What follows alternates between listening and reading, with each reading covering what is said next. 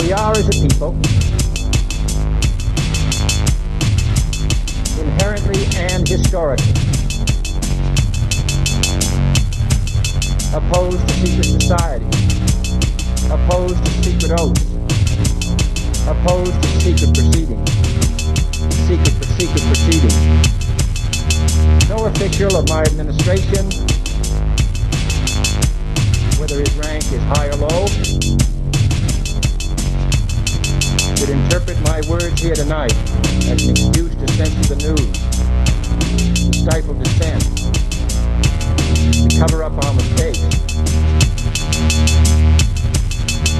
or to withhold from the press and the public the facts they deserve to know.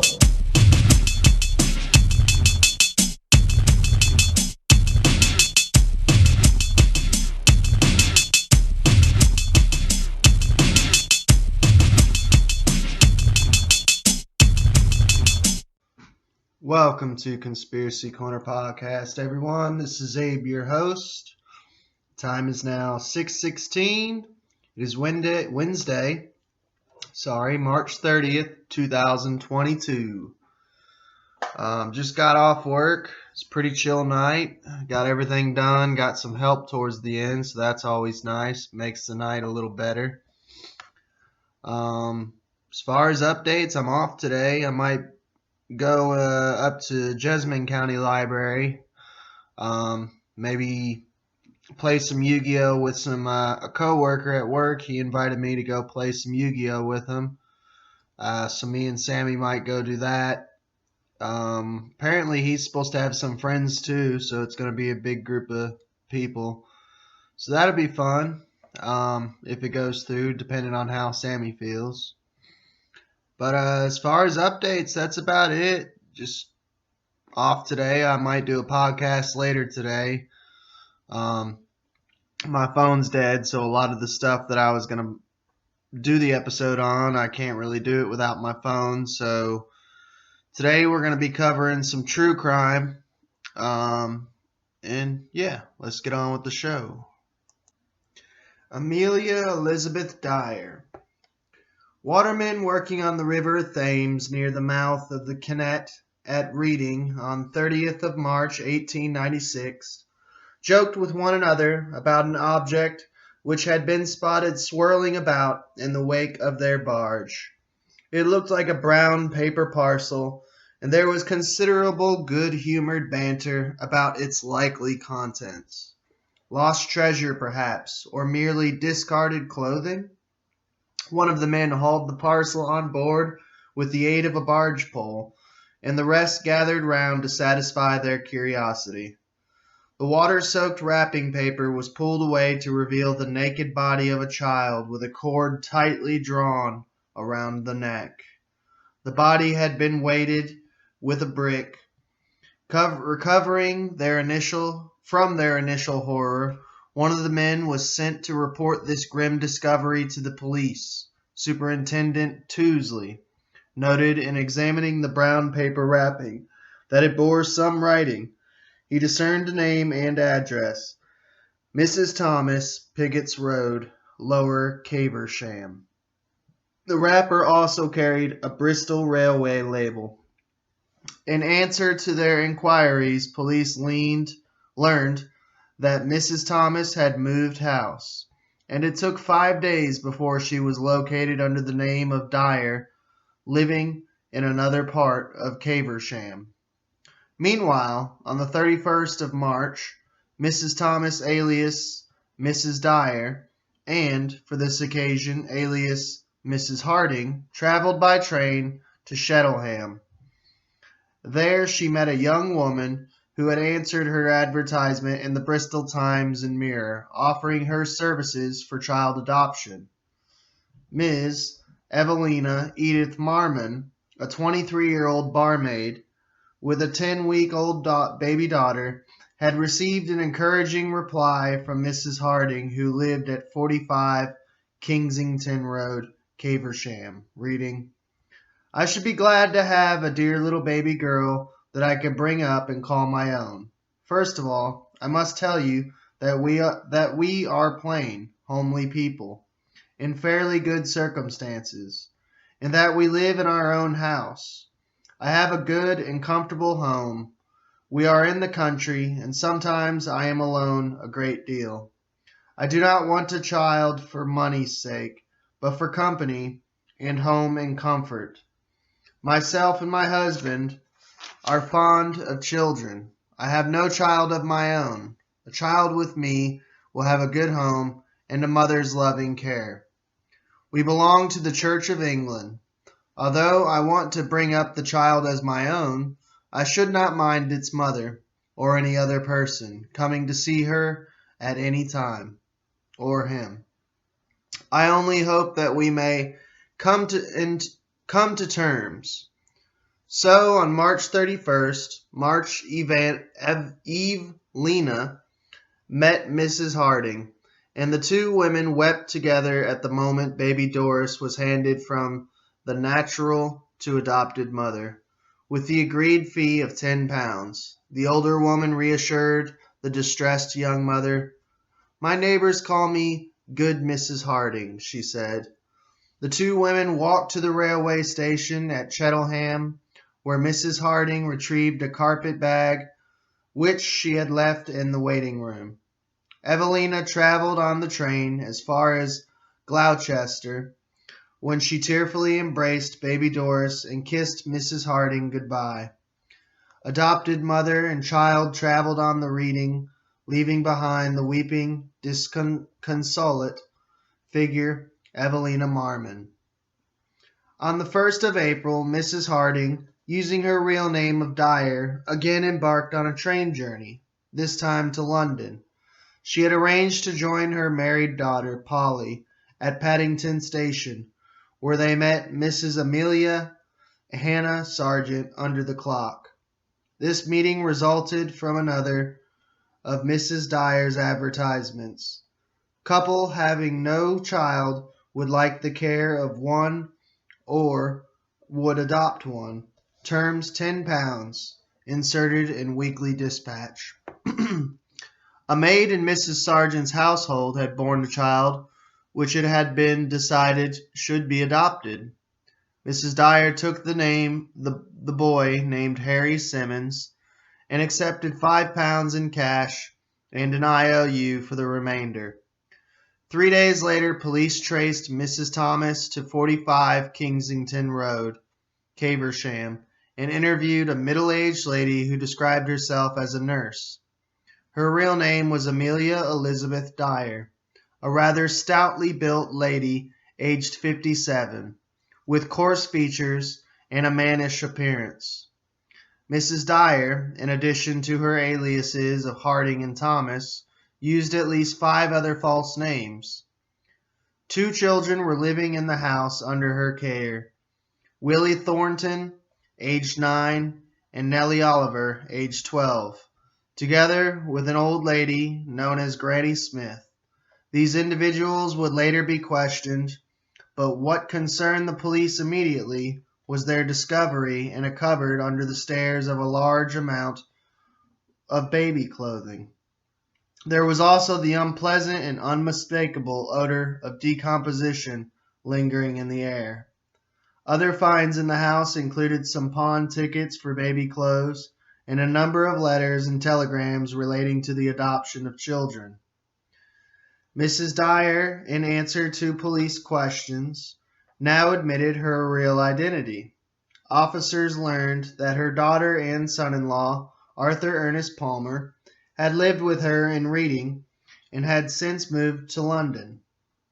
Little Willie Thornton told an interesting tale of the traffic in babies at the house and added, "I noticed a bad smell in the kitchen cupboard. I looked into the cupboard and saw some brown paper rolled up. The ends of this were tucked in. It was a little over a foot long." Granny Smith also mentioned the bad smell. In his statement, Willie made several references to the Palmers who, it was learned, were living at 76 Mayo Road in Willesden. Inspector J.B. Anderson of the Reading Borough Police was dispatched to London to find them, and Mrs. Dyer was arrested and taken to Reading Police Station. While in custody, waiting to be charged, she removed one of her bootlaces and attempted to strangle herself with it. Having failed by this method, she produced a pair of scissors from her pocket, but was noticed by a police officer who disarmed her before she could do herself any mischief. She was charged with murdering a nameless infant and was remanded in custody. Now, how the hell, I guess they didn't search people back then, because how the hell do you get a pair of scissors in your pocket into a police station being arrested? I mean, come on now. The police officers dispatched to the Palmers' home had traced the mother of one of the children who had passed through Mrs. Dyer's hands. She provided them with a description of a young man who had accompanied Mrs. Dyer at the time she collected the child. When they called at 76 Mayo Road and saw Arthur Palmer, they knew who Mrs. Dyer's companion was, Palmer, who described his occupation as that of a commission agent, was a good-looking man aged 26 with auburn hair and a fair mustache. He and his wife, Mary Ann, who was called Polly, had moved to their two-roomed accommodation in Willesden the previous January. They took with them one of Mrs. Dyer's charges, a 14-month-old child named Harold. Palmer said very little at this stage, but Polly volunteered the information that on the evening of the 31st of March her mother had brought a baby to the house. Mrs. Dyer slept the night at Mayo Road on the couch in the sitting room, with the child lying on the floor. The following day, Polly and her mother went to Paddington Station, where they met a woman by appointment who handed over the child. Mrs. Dyer slept that night, too, at the Palmers' home, and the next morning her daughter and son-in-law saw her off to Paddington to take the train to Reading. She was carrying her carpet bag. Arthur Palmer was duly arrested and taken to join his mother-in-law in prison at Reading. He was charged as an accessory after the fact. Mrs. Dyer exclaimed, "What's Arthur here for? He's done nothing." The Reading baby farmer, as Mrs. Dyer was to be known to posterity, was brought before the Reading magistrates on the 8th of April. She appeared with her son-in-law and was remanded pending further inquiries by the police. Later that day, during an operation to drag the Thames near Caversham, a workman brought to light a child's body wrapped up in a piece of linen and tied with a cord.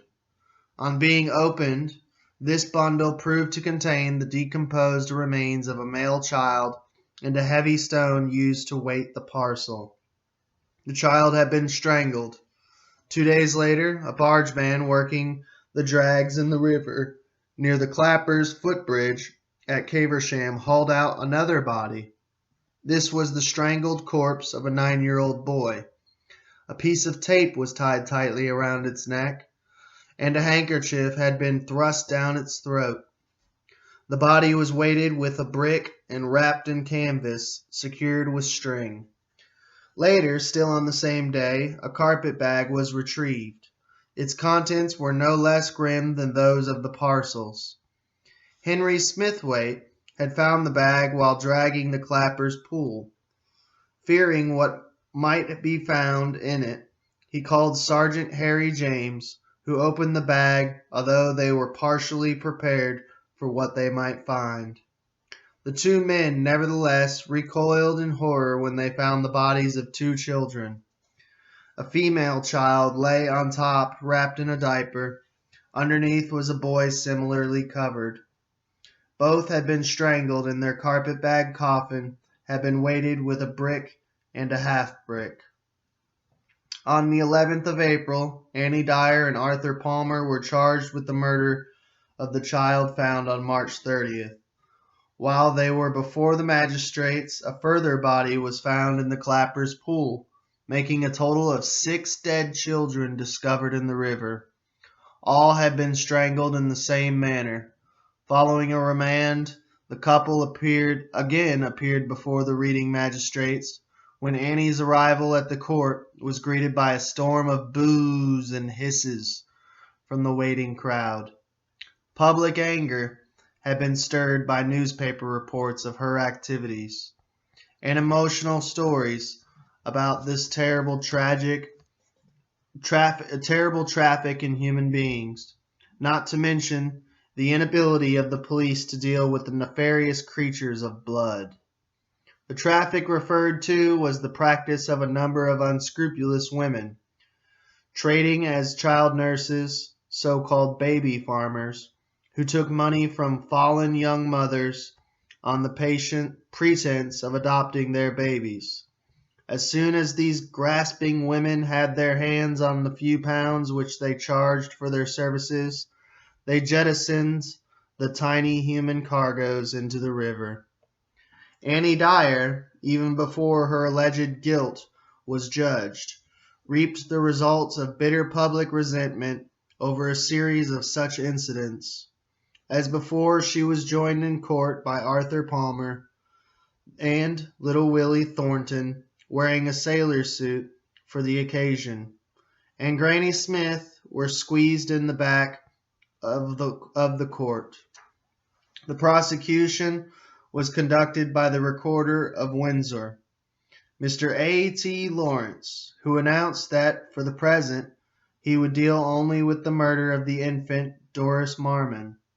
The child's mother, Evelina, a tall, handsome woman, sat in court sobbing. Annie, short, stout, and harsh-featured, stood in the dock. She betrayed no emotion, but stared unblinkingly ahead. Mr. Lawrence, having spoken ominously of police inquiries into certain other matters reported to them, called Evelina Marmon. The distressed young mother told her story of meeting Mrs. Harding and giving her £10 to look after the child. "Is Mrs. Harding identical with the female prisoner?" asked Mr. Lawrence. "She is the woman who took my child," replied the witness unhesitatingly. She described how the police had asked her to come to Reading, where she identified the child in the mortuary. The poor woman was further distressed when the carpet bag and bricks used to sink it in the bottom of the Thames were produced in court. Neither Annie Dyer nor Arthur Palmer was represented by counsel. The chairman of the magistrates asked Annie if she had any question to put to the witness. She shook her head. Palmer asked the same question, replied no in a low voice. The infamous carpetbag featured in the testimony given by the two women who lived in Mayo Road, Willesden, Mrs. Mary Ann Betty, wife of a cat's meat seller. Yes, they used to eat cat back then. Told how she found herself on a bus sitting next to Mrs. Dyer on the 31st of March when she was returning home. She took a vacant seat next to a lady who was cradling a baby in her arms and had a parcel and a carpet bag by her side. The two women left the bus together, and seeing that her traveling companion was heavily laden, Mrs. Betty said, "Shall I carry the bag for you?" Her offer was accepted, and she carried the bag as far as 76 Mayo Road, remarking to the young woman waiting on the doorsteps, "I have carried this bag for this lady. It was so heavy." Pointing to Annie Dyer, Mrs. Betty told the court, "That is her." Mrs. Charlotte Cullum, who let two rooms to Arthur Palmer, spoke of an occasion when a woman she knew as Mrs. Thomas visited the house and offered her a pair of child's boots for her little girl. She said that on April 1st, Mr. and Mrs. Palmer, accompanied by Mrs. Thomas, were out all day and returned very late. She saw Mrs. Thomas the following day in the Palmers' sitting room and noticed a carpet bag there.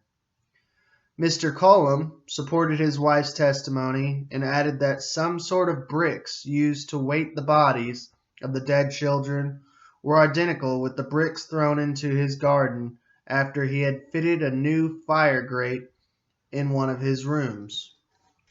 Granny Smith, who had met Annie Dyer in Bristol and later went to live with her in Reading, was a colorful witness.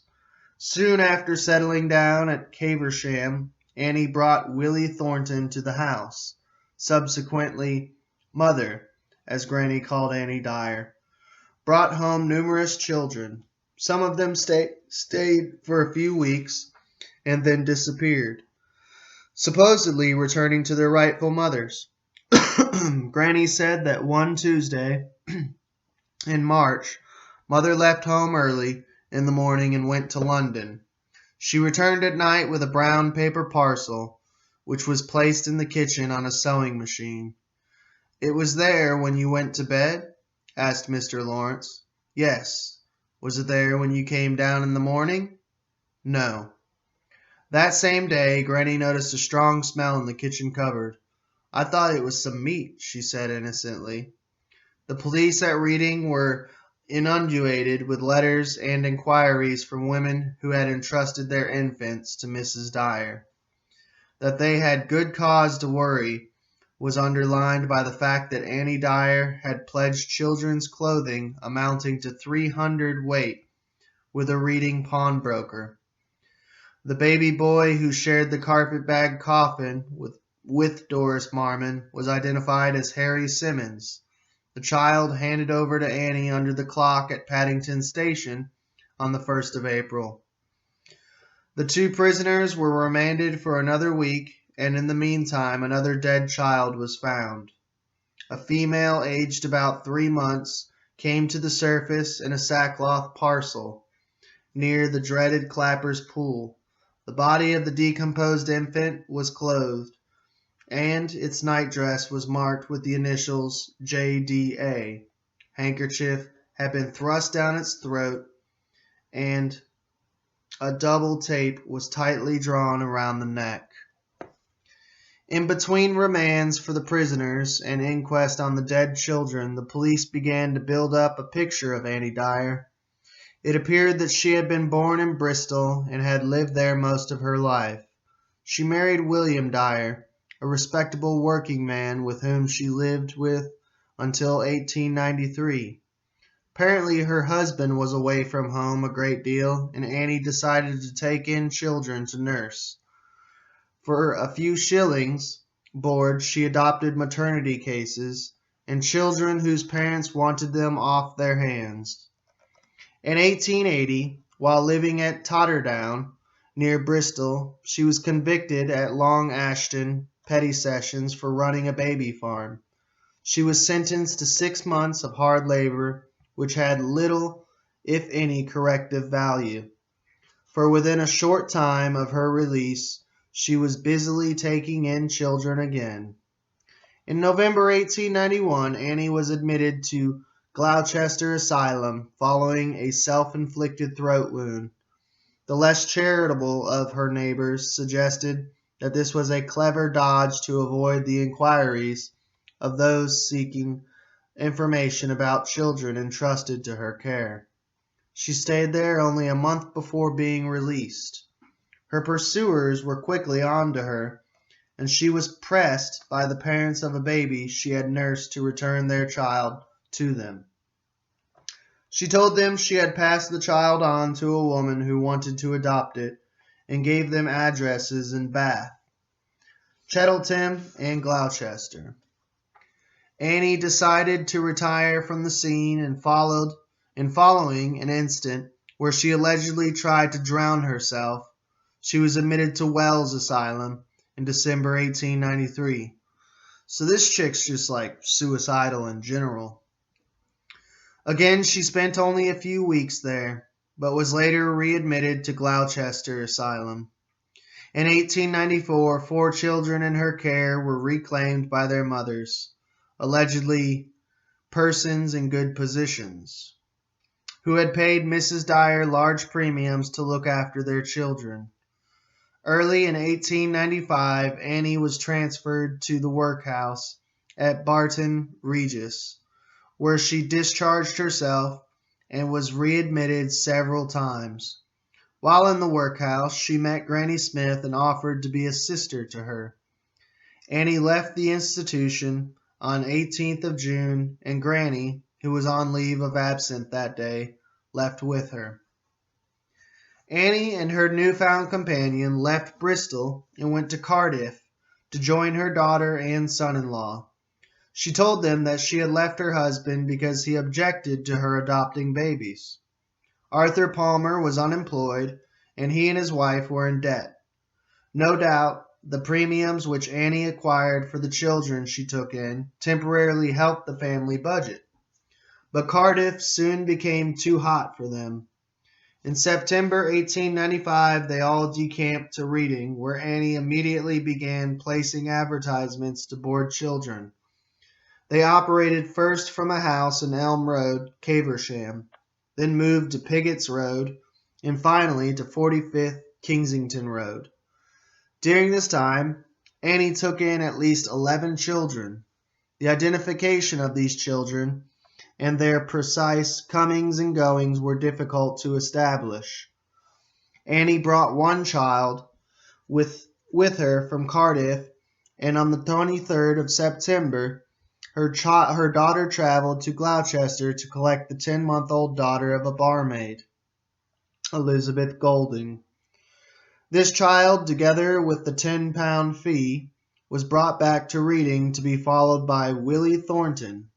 After Willie came a little girl whom Granny Smith called Ikey, and Polly Palmer turned up with a baby called Harold. Granny said that mother sent one child away because its adoption fee was unpaid, and in another instance, a child was taken away by a suspicious mother. In January 1896, the Palmers moved to London, taking Harold with them. The following month, Nellie Oliver joined Annie and Granny at Reading. On the 5th of March, a Bristol servant girl parted from her 15-month-old daughter, Helena Fry, and a fee of £15. On the 31st of March, Doris Marmon was collected by Annie, and on April the 1st, Harry Simmons was added to the roll call of baby transactions. It seemed that Willie Thornton and Nellie Oliver were viewed in a favorable light by Annie, and that she had some genuine regard for them. The fate of the rest of the children was less fortunate. Helena Fry was the first child's corpse to be pulled from the River Thames. Doris Marmon and Harry Simmons shared a watery grave in the carpet-bag, and baby Golding's body was probably the source of the disagreeable smell in the kitchen at Kensington Road. These accounted for 4 of the 7 infant corpses found in the river. The remaining 3 were never identified. On May the 2nd, Annie was again brought before the Reading magistrates, charged with having murdered 3 infants, and Arthur Palmer was charged with being an accessory after the fact. Annie, who very soon was left to be face the music alone, was represented on this occasion by a Mr. A. Capadia. The proceedings began with the prosecution acknowledging that there was insufficient evidence to justify a committal in the case of Palmer. The chairman of the bench thereupon discharged him and Palmer. Frock-coating and carrying a tall hat, walked from the dock with a jaunty step.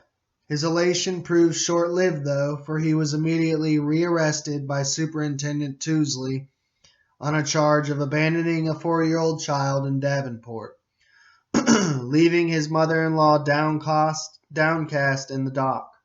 Palmer was dispatched to Davenport to answer this new charge. The first witness to be called was the matron of Reading Prison, Mrs. Ellen Gibbs, who said that on the 16th of April, Mrs. Dyer had written a letter which she requested should be given to the police. The clerk of the court read out the letter. "Dear Sir, will you kindly grant me the favor of presenting this to the magistrate on Saturday, the 18th? I must relieve my mind. I do not know, and I feel my days are numbered. but I do feel it is an awful thing, drawing innocent people into trouble. I do know I shall have to answer before my Maker in heaven for the awful crimes I have committed. But as God Almighty is my judge in heaven as on earth, neither my daughter nor her husband, I do solemnly declare, had anything to do with it. They never knew I contemplated doing anything until it was too late. I am speaking the truth, and nothing but the truth, as I hope to be forgiven, and I alone shall have to stand before my Maker in heaven to give an answer, for it witness my hand, Amelia Dyer.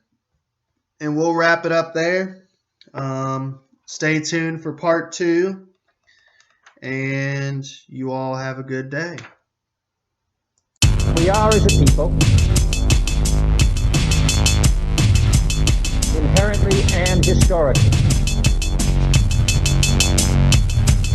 opposed to secret society, opposed to secret oaths, opposed to secret proceedings, secret proceedings. No official of my administration, whether his rank is high or low, should interpret my words here tonight as an excuse to censor the news, to stifle dissent, to cover up our mistakes, or to withhold from the press and the public the facts they deserve to know.